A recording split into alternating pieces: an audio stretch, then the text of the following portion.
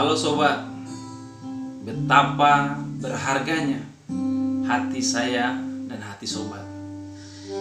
Oleh karena itu, kita perlu untuk menjaga hati kita.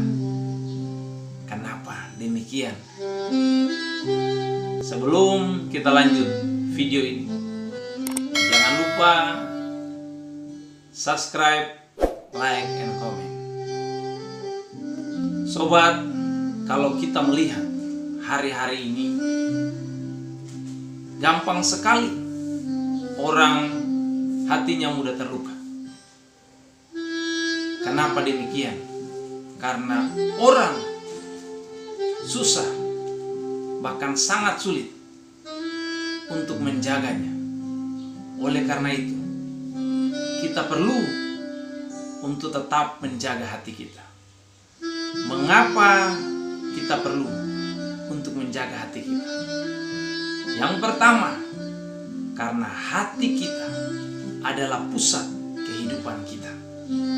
Sobat, pikiran kita boleh panas, tapi ketika hati kita dingin, maka semua kehidupan kita akan berjalan dengan normal.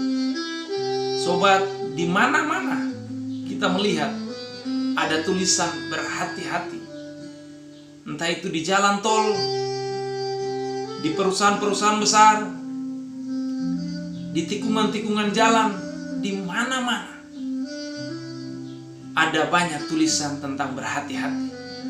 Jadi mari kita jaga hati kita, sehingga hati kita tidak mudah kecewa, sehingga hati kita tidak mudah terluka.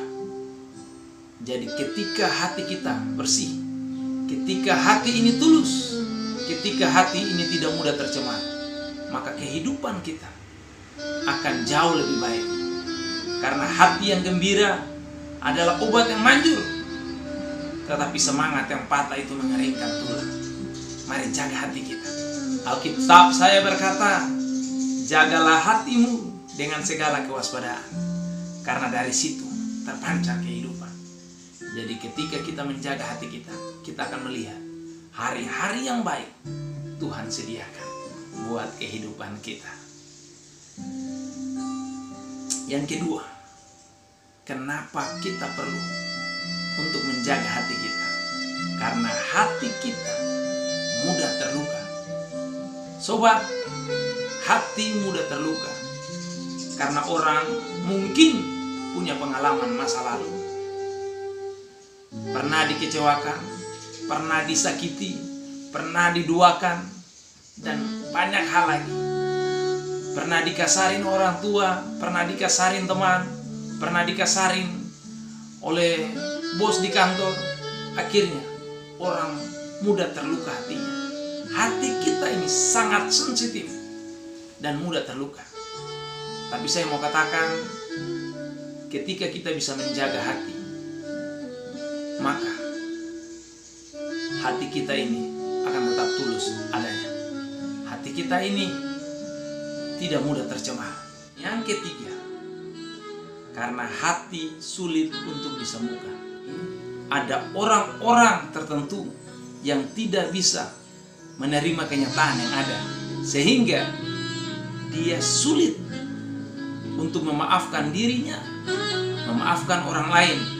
Dengan kata lain, dia sulit untuk mengampuni, sehingga hidupnya tidak move on, dan hidupnya terpuruk, makin hari terpuruk, makin hari terpuruk. Kehidupan yang sangat sulit.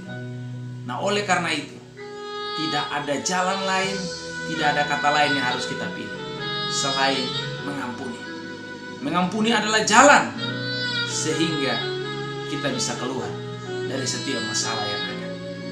Oleh karena itu, kita butuh Tuhan untuk bisa menyembuhkan luka hati kita, sehingga kita bisa memaafkan orang lain. Bahkan kita bisa berdamai dengan diri kita, sehingga kita bisa move on kembali, dan kita akan melihat hari-hari baik yang ada di depan kita.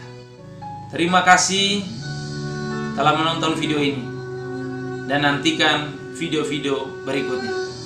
Sampai jumpa.